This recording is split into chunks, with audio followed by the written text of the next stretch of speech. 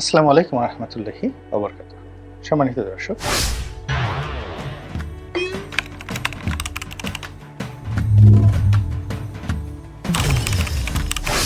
আমাদের দুটো গুরুত্বপূর্ণ সীমান্ত, সেই সীমান্তে উগ্রবাদী ভারতীয় হিন্দুরা রীতিমতো তাণ্ডব শুরু করেছে। এটা কেবল যেন তেন সীমান্ত নয়, এই সীমান্ত দিয়ে আমাদের সিংহভাগ ব্যবসা বাণিজ্য হয়। সিলেটের যে সীমান্তটি রয়েছে, এই সীমান্ত দিয়ে আমরা যে ব্যবসা বাণিজ্য করি, এই উত্তেজনার কারণে পুরো ব্যবসা বাণিজ্য তছনছ হয়ে যাচ্ছে। আসামের সঙ্গে আমাদের যে ব্যবসা বাণিজ্য, শিলিগুড়ির সাথে আমাদের যে ব্যবসা বাণিজ্য, তো এই অঞ্চলগুলো মানে রীতিমতো এখন ভারতীয় যারা উগ্র হিন্দুবাদী নেতা রয়েছেন, বিশেষ করে বিজেপির সমর্থক রয়েছেন, তাদের তাণ্ডবে তছনছ হয়ে যাচ্ছে। এই গেল একটা। ২ নম্বর হলো আমাদের বেনাপোল স্থলবন্দর। বেনাপোল স্থলবন্দর এটির কার্যক্রমও এখন কিভাবে চলছে আমরা বলতে পারবো না। তো ভারত যেভাবে হুমড়ি তামড়ি করছেন, এটা দিয়ে আমাদের স্থল বন্দরের মধ্যে সবচেয়ে বড় বন্দর, এবং কলকাতা এবং তৎসংলগ্ন অন্যান্য যে সকল প্রদেশ রয়েছে, স্থান রয়েছে, সেখান থেকে যত সামগ্রী, সবচেয়ে ভারত থেকে আসা বেশি সামগ্রী আসে হলো এই জায়গা থেকে। সেখানেও এই কলকাতার উগ্র হিন্দুত্ববাদী যারা রয়েছেন, তারা একেবারে পেট্রাপোল বন্দরে, মানে বাংলাদেশের সীমানার ওপারে ভারতের যে অংশ, সেখানে রীতিমতো তাণ্ডব চালাচ্ছে। আর একটা হলো আমাদের যে এই যে আগরতলা, এই আগরতলার যে সীমান্ত রয়েছে, এই আগরতলার সীমান্তে এরা তাণ্ডব চালাচ্ছে, এবং এখানকার ব্যবসা বাণিজ্য কিন্তু বন্ধ হয়ে রয়েছে। তাহলে দুটো বন্দর, অর্থাৎ আগরতলা বন্দর আর সিলেটের যে তামাবিল যে বন্দরটি রয়েছে, এখানে এখনো পর্যন্ত, ওখানেও ঘটনা ঘটছে। টোটালি ৩টি, আমি দুটোর কথা বলছিলাম, মূলত ৩টি স্থল বন্দর এই মুহূর্তে বলতে গেলে কার্যত অকার্যকর রয়েছে। আর ওপারে, অর্থাৎ সীমান্তের ওপারে সিলেটের অঞ্চলে তারা যে তাণ্ডব করছে, মিছিল করছে, মিটিং করছে, বাংলাদেশ বিরোধী প্রচার করছে, এবং বাংলাদেশে ঢুকে বাংলাদেশ দখল করার, প্রতিশোধ নেওয়ার যে সকল কথাবার্তা তারা বলছে, এটি সীমান্ত অঞ্চলে রীতিমতো আতঙ্ক ছড়াচ্ছে। আর ঢাকা বিশ্ববিদ্যালয় থেকে শুরু করে আমাদের এই রাজধানীতে যারা আমরা আছি, আমাদের জনজীবনে রীতিমতো যুদ্ধের দামামা বাজিয়ে দিচ্ছে। এবং এই যে একটা তরুণদের একটা বিপ্লব হয়ে গেল, তরুণদের একটা বিপ্লব হয়ে গেল, এবং সেই বিপ্লবের রক্ত এখনো শুকোয়নি। এবং একই অবস্থায় কিন্তু আমাদের ১৯৭১ সনে হয়েছে। অর্থাৎ ১৯৭১ সনে যারা যুদ্ধ ফেরত তরুণ, তারা ছাত্রলীগের কর্মী হন বা অন্য ছাত্র ইউনিয়নের কর্মী হন, তখনও তাদের হাতে অস্ত্র। তখন তারা যখন দেখলো যে বেনাপোল সীমান্ত দিয়ে, চালনা বন্দর দিয়ে, তারপরে সিলেট সীমান্ত দিয়ে বাংলাদেশের সহায় সম্পত্তি, টাকা পয়সা, সব কিছু এগুলো রীতিমতো ভারত লুট করে নিয়ে যাচ্ছে, লুট করে নিয়ে যাচ্ছে। এবং সেই লুটপাটটা কেমন ছিল, আমি আমার একটা ব্যক্তিগত অভিজ্ঞতা কথা বলবো। তো যাই হোক, এখন তখন অনেক সেনাবাহিনীর তরুণ কর্মকর্তা, মেজর জলিলের মতো, তারা কিন্তু অস্ত্র হাতে তুলে নিয়েছিলেন ভারতের বিরুদ্ধে, এবং ওটা নিয়ে ওই সময়টাতে ভীষণ রকম একটা অবস্থা তৈরি হয়ে যেত। এখন বাংলাদেশের তরুণদের যে শক্তি এবং সীমান্তে যা কিছু হচ্ছে, এখন ঢাকার লক্ষ লক্ষ তরুণ, ঢাকা বিশ্ববিদ্যালয়, তারা এখন এই ভারতের যে আধিপত্যবাদ বা সীমান্তে যে অবস্থা, সেখানে বাংলাদেশের যে বিএসএফ, বিজিবি, সে বিজিবির পাশে দাঁড়ানোর জন্য এরা এখন ঢাকা থেকে সীমান্তের দিকে যদি দৌড় দেয়, অস্বাভাবিক কিছু না। এটা তারুণ্যের এই মানে গতি আপনি ফেরাতে পারবেন না, এরকম একটা অবস্থা ভারত কিন্তু তৈরি করে ফেলেছে। তো যেটা বলছিলাম যে আমার একটা ব্যক্তিগত অভিজ্ঞতা, ভারত কিভাবে লুট করে। আপনি চিন্তা করেন যে আমাদের স্বাধীনতা যুদ্ধে আমরা লড়াই করেছি, সংগ্রাম করেছি। ডিসেম্বর মাসের ২ তারিখে ১৯৭১ সালে ভারতের ট্যাঙ্ক সেনাবাহিনী সরাসরি বাংলাদেশে তারা প্রবেশ করেছে ডিসেম্বর মাসের 2 তারিখে। তাহলে আমরা 26শে মার্চ থেকে অর্থাৎ 25শে মার্চ থেকে এই যে ডিসেম্বরের 2 তারিখে কারা যুদ্ধ করেছে? আমরা যুদ্ধ করেছি। 2 তারিখে তারা এসেছে। এরপর তারা যে এয়ার স্ট্রাইক করেছে, কয় তারিখ থেকে এয়ার স্ট্রাইক করেছে? পুরো সময়টা আমরা পাকিস্তানের যে বিমান বাহিনী তাদের এয়ার স্ট্রাইকে আমাদের মুক্তিযোদ্ধারা আহত হয়েছে। এগুলো কোনো ইতিহাস তারা বর্ণনা করছে না। আমাদের গেরিলা বাহিনীদের যে বীরত্ব, এগুলো ভারত স্বীকার করছে না। তারা বলতে গেলে পাকিস্তান সরকারের সঙ্গে একটা নেগোসিয়েশন করে, মানে ভুট্টোর সঙ্গে একটা নেগোসিয়েশন করে, ইয়াহিয়া খানের সঙ্গে একটা নেগোসিয়েশন করে যে আত্মসমর্পণের নাটক তারা করলো, সেই আত্মসমর্পণের নাটকে বলতে গেলে জেনারেল উসমানীকে আসতে দেওয়া হয় না। জেনারেল উসমানী একটা প্রাইভেট যাকে বলে প্লেনে করে আসছিলেন এবং তার সেই প্লেনে গুলি করা হয়েছিল, ভারতীয় আর্মি গুলি করেছিল। এবং 16 ডিসেম্বর তারিখে তার সেই প্লেন ঢাকা পরিবর্তে গিয়ে তারা সিলেটে ল্যান্ড করতে বাধ্য হয়েছিল এবং সেখানে আরেকটু হলে ভদ্রলোক মারা যেতেন, জেনারেল সর্বাধিনায়ক এম এজ উসমানী। প্রবাসী সরকার যারা ছিলেন ইনক্লুডিং তাজউদ্দিন আহমেদ, বলতে গেলে 16 ডিসেম্বর তারিখে তাদেরকে গৃহবন্দী করে রাখা হয়েছিল কলকাতাতে, যেন তারা বাংলাদেশে আসতে না পারে।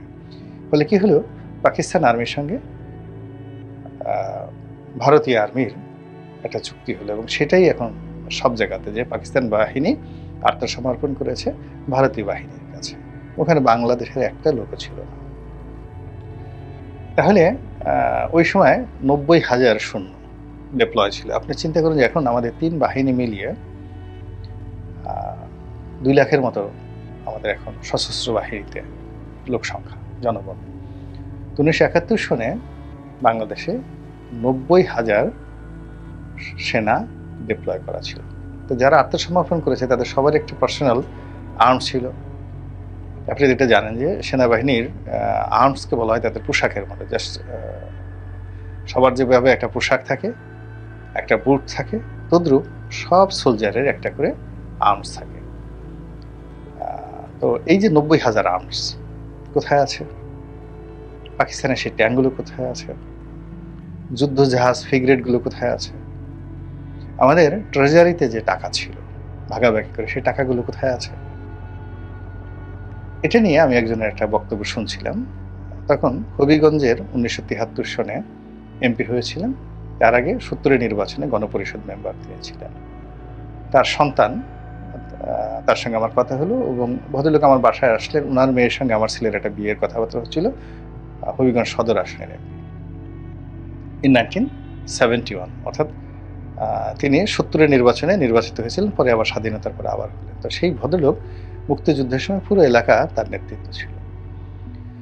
তো কেবলমাত্র হবিগঞ্জ জেলার যে ট্রেজারিটা রয়েছে, হবিগঞ্জের ট্রেজারিটা, তখন তো সেই ট্রেজারির যে টাকা, সেই 2 ট্রাক টাকা ছিল, মানে রুপি এবং ডলার মিলিয়ে 2 ট্রাক। তো এটা সবাই বুদ্ধি দিল যে এটা বাংলাদেশে রাখাটা ঠিক হবে না, ট্রেজারির এই টাকাটা এটা ভারতে রেখে আসুন নিরাপদে। তো সেই ট্রাক ভরে সেই এমপির নেতৃত্বে ভারত সরকারের কাছে সেই টাকাটা সীমান্তের ওপারে দিয়ে দেওয়া হবে। একটু খোঁজ নিয়ে দেখেন তো, সেই ভদ্রলোক বলে যে কোনোদিন সেই টাকা আনা বা এটার কোনো জিনিস সেই একটু শব্দ তারা করতে পারেনি। তো এরকম অনেক কিছু হয়ে গেছে, অনেক কিছু হয়ে গেছে। তো অনেক কিছু হয়ে যাওয়ার কারণে কি হলো, আমাদের মধ্যে ভয় এবং আতঙ্ক এবং ভারত বিরোধী একটা মনোভাব প্রবল থেকে প্রবল। 1971 সনের যে ইতিহাস আমরা জানি বা লিখি, সেটার একটা অংশ ভারতের অপারেশন, নট অপারেশন, অপারেশন মানে অত্যাচার। সেই অত্যাচারটা লিখিত নয়, তারা আমাদের জন্য অনেক কিছু করেছেন, এটা সত্য। তাদের সমর্থন না পেলে আমরা পাকিস্তান বাহিনীকে পরাজিত করতে পারতাম না, এটাও সত্য। লড়াই দীর্ঘস্থায়ী হতো এবং অনিশ্চিত ছিল সবকিছু। এবং বঙ্গবন্ধু শেখ মুজিবুর রহমান প্রাণে বেঁচে থাকতেন কিনা তাও বলা যাচ্ছে না। তো সব ঠিক আছে, কিন্তু তার সঙ্গে সঙ্গে আবার স্বাধীনতা উত্তর বাংলাদেশে, অর্থাৎ ওই 9 মাসের মধ্যে স্বাধীনতা পরবর্তী বাংলাদেশে এবং আজও অবধি তারা যে কর্মকাণ্ড করে যাচ্ছে, সেটি কোনো অবস্থাতেই সমর্থনযোগ্য নয়। এদেশের গণতন্ত্র, এদেশের মানবাধিকার, সব মিলিয়ে আমরা চাই যে ভারতের কলকাতাতে যে গণতন্ত্র আছে, দিল্লিতে যে গণতন্ত্র আছে, সেই গণতন্ত্রের সমপর্যায়ে গণতন্ত্র কেন বাংলাদেশে হচ্ছে না? ওখানে ফ্রিডম অফ স্পিচ যেভাবে আছে, ফ্রিডম অফ প্রেস যেভাবে আছে, এটা কেন বাংলাদেশে হচ্ছে না? এখানে প্রথম আলো, ডেইলি স্টার তাদেরকে বলা হয় ভারতের দালাল, ভালো কথা। আবার আওয়ামী লীগকে বলা হয় ভারতের দালাল। এখন ভারতের দালাল, দালাল, আওয়ামী লীগও ভারতের দালাল, প্রথম আলো, ডেইলি স্টার ভারতের দালাল। এখানে এই দুই দালালের মধ্যে কন্ট্রাডিকশন হয়ে যাচ্ছে এবং সেই কন্ট্রাডিকশনে প্রথম আলো ফ্রিডম অফ স্পিচও পাচ্ছে না, ফ্রিডম অফ প্রেসও পাচ্ছে না। তো এর ফলে এই যে একটা দ্বিমুখী আচরণ, মানে তারা বিএনপিকে মদত দিচ্ছে, জামাতকে মদত দিচ্ছে, আওয়ামী লীগকে মদত দিচ্ছে, আবার এদের বিরুদ্ধে যখন যেভাবে তারেক রহমানের বিরুদ্ধে কাজ করছে, বঙ্গবন্ধুর বিরুদ্ধে কাজ করেছে, এমনকি শেখ হাসিনাকে ক্ষমতাচ্যুত এইবার যে করা হয়েছে, তাকে দিল্লিতে উঠে নিয়ে যাওয়া হয়েছে, এগুলোর মধ্যে যে ভারতের হাত নেই তা কিন্তু বলা যাচ্ছে না। এর কারণ হলো বঙ্গবন্ধু স্বাধীনভাবে বাঁচতে চেয়েছিলেন এবং তার এই অবাধ্যতাকে বেয়াদবি হিসেবে নিয়েছিল ভারত। আবার শেখ হাসিনাও বারবার চেষ্টা করেছে, কিন্তু ভারতের যে মায়াজাল, সেই মায়াজাল থেকে সে বেরোতে পারেনি। এবং এখন দেখুন ইউনূস সরকারকে এতটা, যাকে বলা হয় চক্রান্তের জালে, বিভিন্ন রকম প্রভাবে, সন্ত্রাসে, ভয়ে, আতঙ্কে এমন একটা অবস্থা করে ফেলেছে যে এই অন্তর্বর্তীকালীন সরকার ইচ্ছা করে ভারতের এই চক্রান্তকে তারা ছেদ করতে পারছে না, এবং আমরা ইচ্ছা করলে অনেক কিছু করতে পারছি না। এখন এই যে ভারত তার যে উগ্র হিন্দুত্ববাদী মতবাদ, এই মতবাদ কেবলমাত্র এখন 3টি সীমান্তে দৃশ্যমান করেছে। এখন এরকম যদি আরো সব সীমান্তে, বিশেষ করে যে সকল সীমান্তে কাটা তারের বেড়া নাই, যেখানে ইজিলি যাতায়াত করতে পারে, এখান থেকে যদি তারা আগ্রাসন শুরু করে, আমাদের কি কোনো প্রস্তুতি আছে? কোনো প্রস্তুতি নেই। এরপরে যেটা হলো যে ভারত বাংলাদেশের দিকে তাদের যে মাঝারি পাল্লার যে কামানগুলো, সেই কামানগুলো তারা মোতায়েন করে রেখেছে। এবং ভারতীয় মিডিয়া থেকে শুরু করে বাংলাদেশের মিডিয়াতে অহরহ বলা হচ্ছে যে সীমান্তে, আমাদের যে সীমান্তগুলোতে তারা 35,000 সৈন্য যুদ্ধাবস্থায় যেভাবে প্রস্তুতি থাকে, যুদ্ধ করার জন্য যে প্রস্তুতি থাকে, এরকম প্রস্তুতি নিয়ে 35,000 সৈন্য তারা বাংলাদেশের বিভিন্ন সীমান্তে ডিপ্লয় করেছে। এখন এই সকল সীমান্তে এই 35,000 সৈন্যর সঙ্গে সঙ্গে বিজিবি আছে, মানে বিএসএফ আছে, তাদের সংখ্যা তো অনেক, এবং ওই কাছাকাছি থানা আছে, পুলিশ আছে, জনগণ আছে। তাহলে এই 35,000 সৈন্যের সঙ্গে যদি আপনি আরও জনগণ সব মিলিয়ে সশস্ত্র বিভিন্ন যারা গোষ্ঠী আছে সব মিলিয়ে যদি 1 থেকে 1.5 লাখ লোক এই সীমান্ত অঞ্চলে তাণ্ডব চালায়, আমরা কি করতে পারবো বা কতটুকু কি করতে পারবো? আমাদের প্রস্তুতি কি? আমরা শুধু ঢাকাতে ভারতের পতাকা মাড়ালাম, কিংবা বারিধারাতে তাদের যে দূতাবাস রয়েছে, বা চট্টগ্রামে তাদের যে হাইকমিশন অফিস রয়েছে, এখানে আমরা বিদ্রোহ করার চেষ্টা করলাম, বিপ্লব করার চেষ্টা করলাম, নরেন্দ্র মোদীর কুশপুত্তলিকে দাহ করলাম, এতে কি সমস্যার সমাধান হবে? আমার কাছে মনে হচ্ছে না। এখানে মূল ব্যাপারটা হলো যে ভারতীয় পত্রপত্রিকা এবং সোশ্যাল মিডিয়াতে যে সমস্ত লোক আসছে এবং তারা যে বিষোদ্গার করছেন এবং যে ভাষায় কথা বলছেন, এগুলো আমি মনে করি বাংলাদেশের জন্য অশনির সংকেত। আমি সেই 86 সন থেকে 1986 থেকে একজন সাংবাদিক হিসেবে যেভাবে দেখে আসছি বাংলাদেশ ভারত সম্পর্ক, এই সময়ের মধ্যে ভারত অনেকগুলো ক্রাইসিসে পড়েছে 86 থেকে এ পর্যন্ত। ইন্দিরা গান্ধীর হত্যাকাণ্ড, নেপালের সঙ্গে সম্পর্ক, সেখানে যুদ্ধাবস্থা, শ্রীলঙ্কাতে গৃহযুদ্ধ, সেখানে সৈন্য প্রেরণ, শ্রীলঙ্কার প্রেসিডেন্টের মৃত্যু, রাজীব গান্ধীর মৃত্যু, এরপরে চীনের সঙ্গে অন্ততপক্ষে 10 থেকে 15টি সার্জিক্যাল স্ট্রাইক হয়েছে চীনের সঙ্গে বিভিন্ন সীমান্তে। পাকিস্তানের সঙ্গে একাধিকবার, অন্ততকে একেবারে সরাসরি গ্লোবাল নিউজে আসছে এরকম অন্তত 50টি ঘটনা 86 থেকে এই পর্যন্ত টু দি পয়েন্টে আমি বলতে পারবো যে পাকিস্তানের সঙ্গে তাদের এরকম সার্জিক্যাল স্ট্রাইক হয়েছে, মারামারি হয়েছে, যুদ্ধ হয়েছে, গোলাগুলি হয়েছে এবং সীমান্ত ক্রস করেছে। পাকিস্তানি আর্মিও করেছে, ভারতীয় আর্মি করেছে, আবার তারা সেটেলড হয়েছে।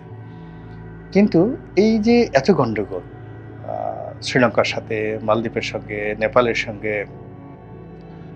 তারপর চীনের সঙ্গে, পাকিস্তানের সঙ্গে, তো সেখানে ভারতের যে পত্রপত্রিকা এবং ভারতের যে সোশ্যাল মিডিয়া বা বুদ্ধিজীবী মহল অন্ধের মতো কখনোই দিল্লিকে সমর্থন করেনি এবং একই সুরে কথা বলেনি।